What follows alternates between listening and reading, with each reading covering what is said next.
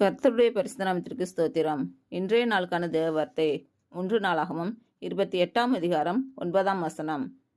என் குமாரனாகிய சாலமோனே, நீ உன் பிதாவின் தேவனை அறிந்து அவரை உத்தம இருதயத்தோடும் உற்சாக மனதோடும் சேவி. கர்த்தர் எல்லா இருதயங்களையும் ஆராய்ந்து நினைவுகளின் தோற்றங்களை எல்லாம் அறிகிறார். நீ அவரை தேடினால் உனக்கு தென்படுவார்.